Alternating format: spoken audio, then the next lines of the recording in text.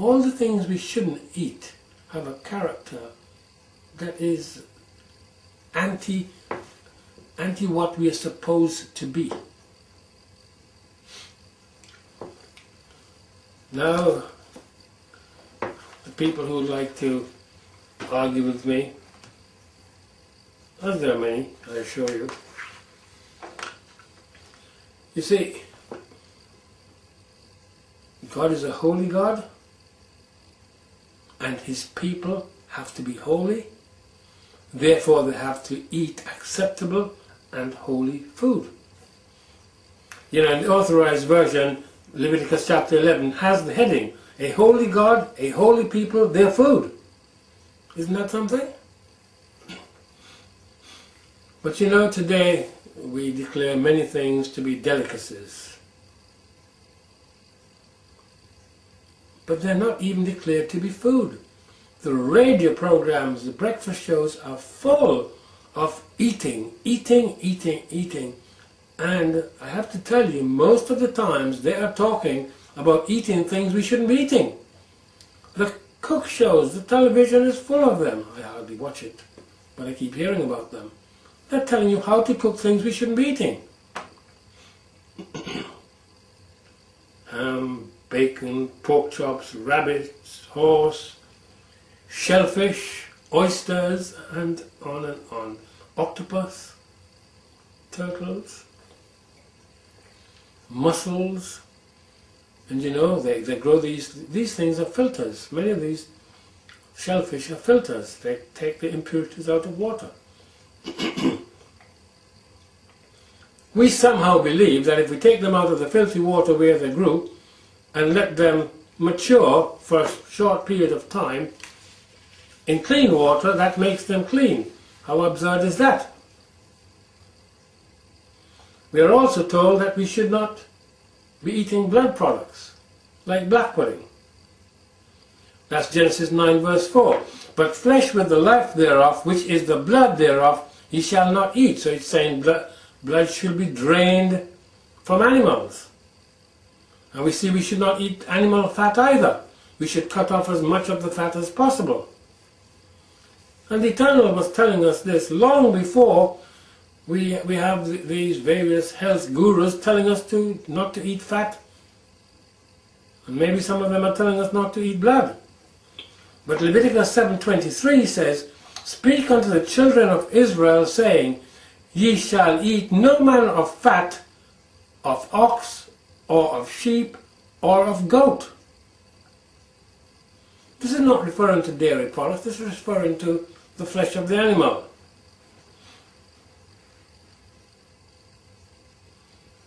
Now we are going to move into some territory. You know, it always amuses me. Anyhow, anybody wants to debunk some major teaching in the Bible, they always resort to the writing of Paul. Now, but before we look at Paul, let's just quickly look at what Christ said.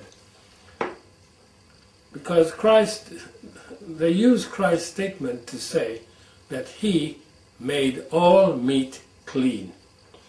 But in Mark 7:18, and He said unto them, this is Christ speaking to His disciples, Are ye so without understanding also? Do ye not perceive that whatsoever thing from without entereth into the man, it cannot defile him?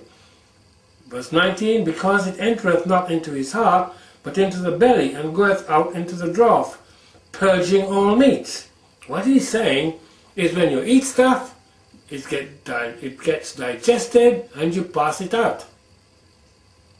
He's not saying it makes the meat clean. The residue of meat that you pass out doesn't qualify as clean, it doesn't qualify as edible. But you know, there's always so much depth with the words in the Bible, isn't it? You see, Mark 7:20, and He said, That which cometh out of the man, that defileth the man.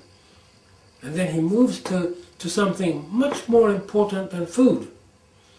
He says, For from within, out of the heart of men, proceed evil thoughts, adulteries, fornication, murders, thefts, covetousness, wickedness, deceit, lasciviousness, that's license to sin, an evil eye, blasphemy, pride, foolishness. All these evil things come from within and defile the man. So Christ ups the ante again. He ups it. He ups the standard. He ups the level. And say, you are thinking about just your stomach and food and so on. Right, of course we shouldn't be doing that. But look, there's something far more important. It's the things you're thinking, the things you're doing, the lying, the stealing, the killing, the adultery. It is really hard to see how verse 19, Mark 7:19, because it entereth not into his heart, the meat doesn't, it enters into your stomach, but into the belly, and goeth into the drought, purging all meat. Pass it out. Even when I was younger, well, young, you know, people, they need purging. They need laxatives to purge them out, to clean them out. It didn't make what they were passing out clean, I assure you. Now we have got some problem translations. These people, this is why I say, you know, most of these Bibles you should really throw them out. This verse 19, I'm going to read what how these translations twist Mark 7:19, the American Standard. Because it goeth not into his heart, but into his belly, and goeth out into the drought. Then he says in italics, this he said, making all meats clean. So purging all meats has now been changed to making all meats clean. Now people tell me, and one of the reasons for these new versions is that they make the Bible clearer. That's what they said. It is a lie. The Message Bible, or as I like to refer to it, the mess of the age, it says, it doesn't enter into your heart but your stomach, works its way through the intestines, and is finally flushed. Then in brackets, that took care of dietary quibbling. Jesus was saying that all foods are fit to eat. That's what the mess of the age says. That is their expansion on purging all meats. Young's literal translation, because it doth not enter into his heart, but into the belly, and into the drain, it doth go out, purifying all meats. So because you have eaten something and it passes through you, it purifies the meat. Is it really? Does it really? The Good News Bible, another atrocious translation. Because it does not go into your heart but into your stomach and then goes on out of the body, in brackets, in saying this, Jesus declared that all foods are fit to be eaten. I don't think any of these people have read the last verses of Revelation, because the last verses of Revelation clearly says, the very last thing that is said there,